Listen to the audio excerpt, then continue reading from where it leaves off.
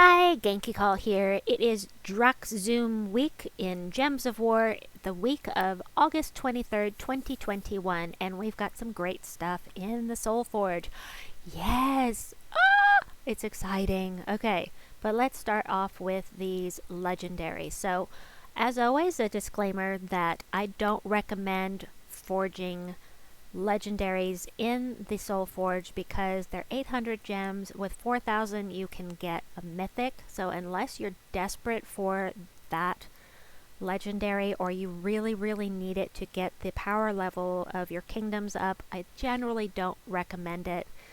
As for the specifics, I've never used the Widow Queen, not ever, not once. Let me show you what she does. So this kind of thing can be fun, but if you want to sacrifice an ally, and and then summon, I would recommend you just use Princess Elspeth. She's empowered and she can kill off one of the troops and then summon something back in. And the thing about these troops that kill and summon is that they can summon in a mythic, and I think that's the appeal of them, is because you can get something very good, but there's no guarantee.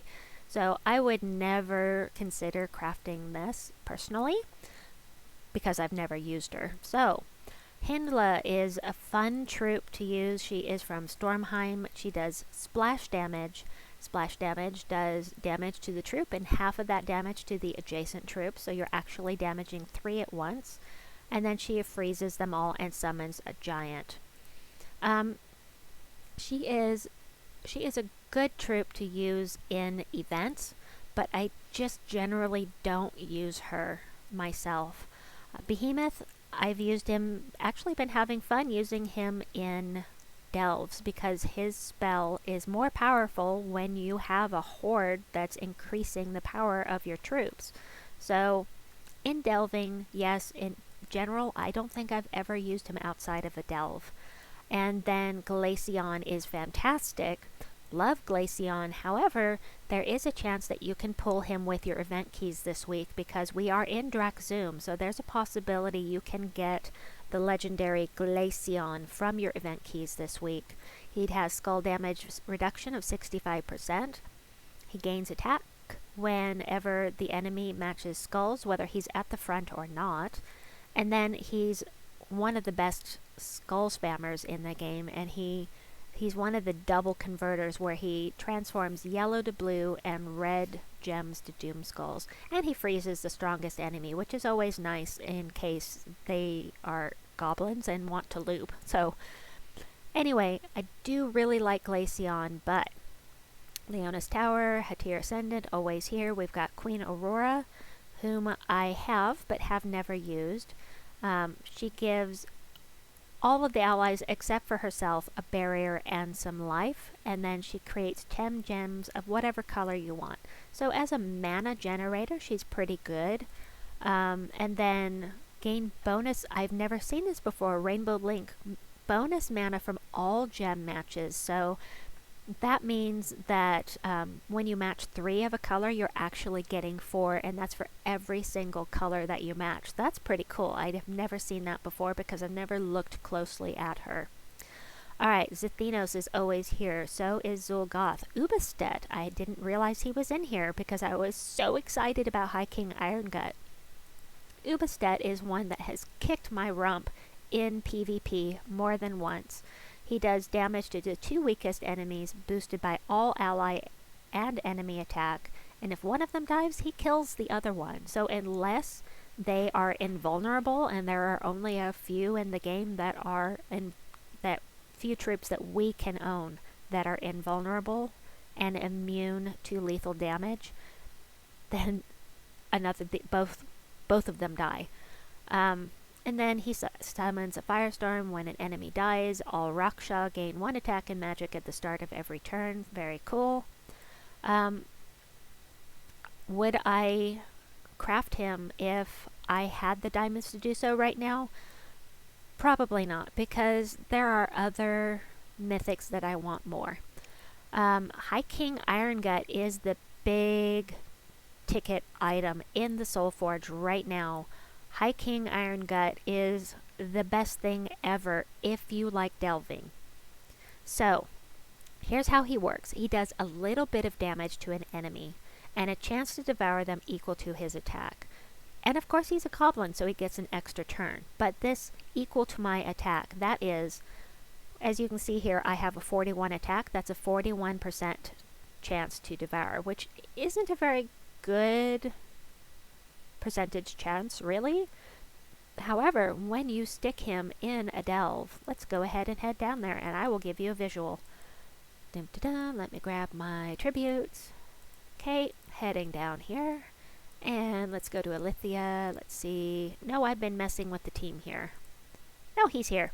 So, with my horde, what it is, here in Alithia, my attack jumps right up to 76. So that's a 76% chance to devour. And then if I have Medals of Seasons, if I had 2 more Medals of Seasons equipped, I would have an extra 8% chance to devour. So that's really high, really good. He's going to devour unless they're immune to devour. And that really sucks. But you can get around that by using a troop that curses or stuns. If stunning works too, I prefer cursing personally, but I've gotten into that in many different videos. Anyway, so one of my favorite troops to use with High King Irongut when I'm delving to do that cursing is also in the Soulforge right now. And that is, dun da da, come on, let's get back there. That is the Scourge of Honor. I like the Scourge of Honor. I don't care what the other YouTubers say. I think he's fun.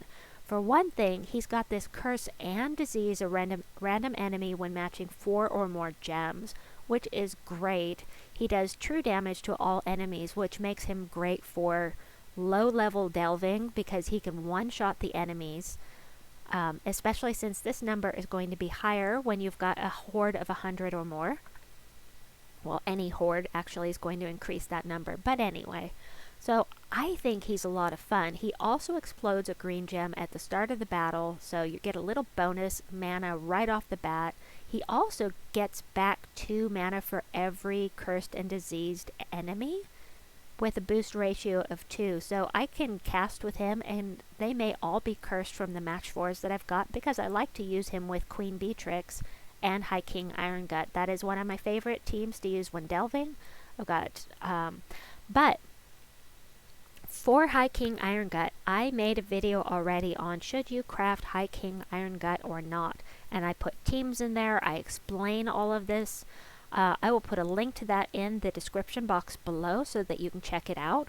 Also, I am going to put together a video this week before he leaves the forge of how you can raise his attack and use him in PvP or use him in a delve if you have a low attack. So, you know, if you're low level, you're not going to have an attack high enough to really devour with him, but there are ways to raise your attack. So I'll go over those things in a new video for you.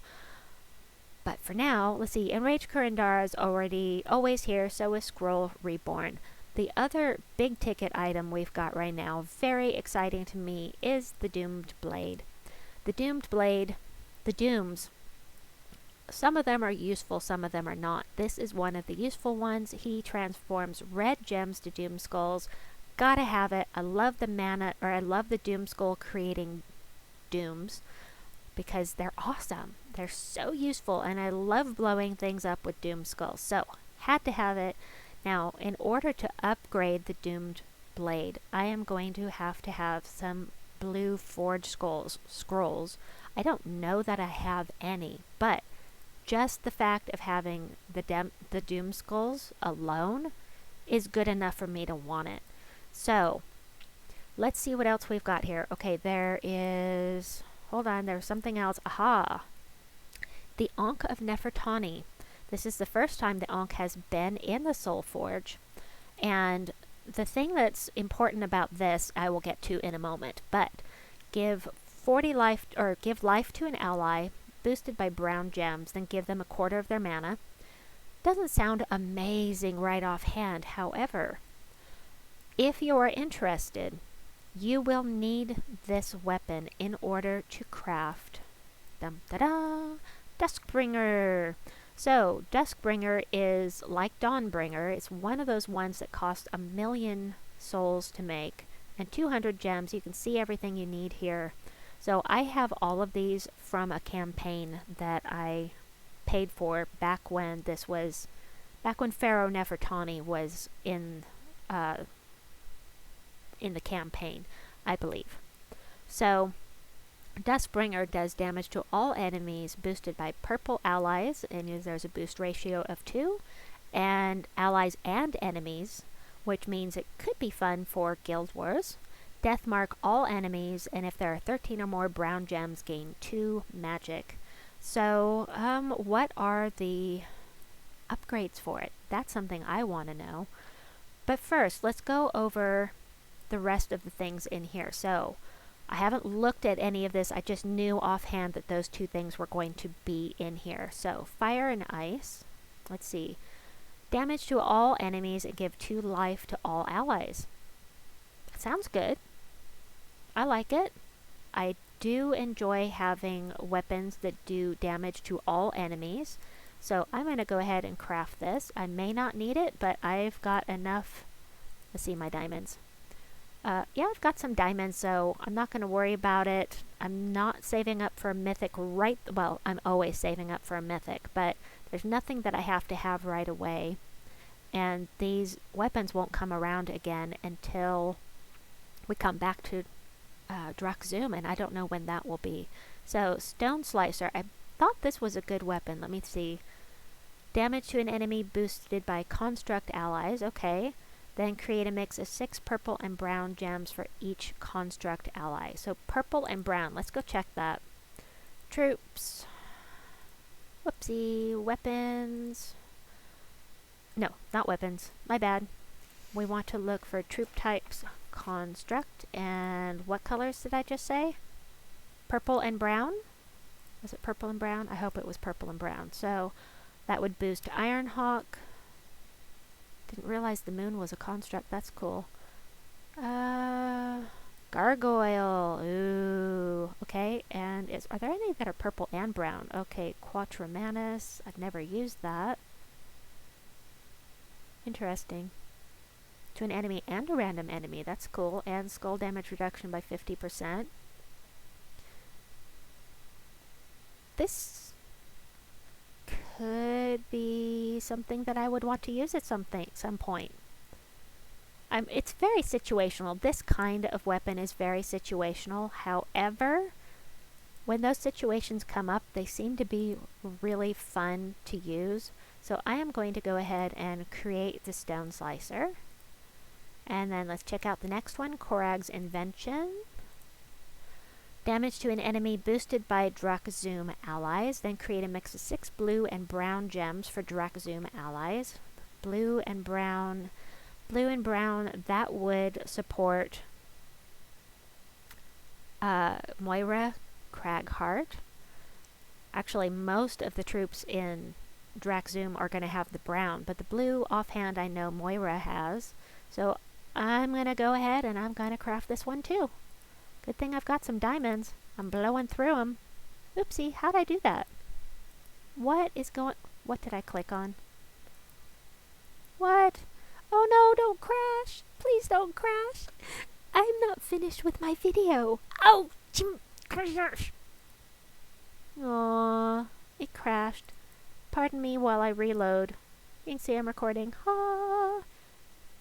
Now we have to reload. I'm so sorry. Intermission time. I'd sing you a song, but I can't think of one right off the top of my head. Not gonna do Jeopardy, though. That's boring. Overused. Alright, we're almost back in. I'm so sorry for the crash. I'm not sure what just happened, but let's get back in here to the Soulforge. Weapons. Always here. Fire and ice. Always here, always here. Already got that, and that, and that. Okay, there's a couple more here the Axe of Zoom. Oh, this is one of the ones for 75 gems, really cheap. So this is one of those weapons that is specific to the kingdom. If you need more weapons to get your power level up, it's a cheap way to get a weapon for the kingdom. But the thing that throws me off on these things is that the gems removed have no effect at all, except to boost your damage, but it's a 3-to-1 ratio, so it's not going to do a lot of extra damage. However, I did craft it at some point because I needed an extra weapon for Zoom. Now, as for Keg's Crusher, Keg Hammer, haha, deal 44 damage to an enemy boosted by dwarf allies, then create a mix of 6 blue and brown gems for each dwarf ally. So this is the same kind of thing I just crafted with the Stone Slicer. This one is green and purple, and then the Stone Slicer is blue and purple. So that is the difference between them. They have different colors that are required to get them filled up with mana. So I don't know. I'm still glad to have them both. I'm thinking that they're going to be very useful at some point. I may use them in my world event. I just don't know. I never know. But let's look at Duskbringer now. So I've got plenty of souls. Got plenty of gems. I have everything I need to craft it, so I'm going to go ahead and craft it. So now I have Duskbringer and Dawnbringer. Ooh, I may never use Duskbringer, but let's go in here and check out the, let's see, base rarity. I want to do upgradable. And then Duskbringer, let's see what the upgrades are.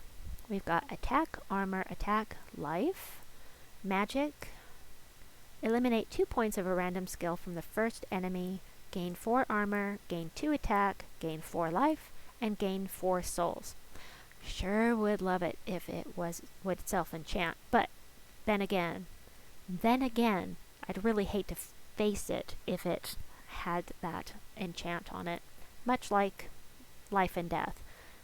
Is it worth over a million souls if you're having to craft the Ankh of Nefertani and all those other basic things? I think it works out to 1,200,000 souls if it's like Dawnbringer. That's a lot. So it's really end game content.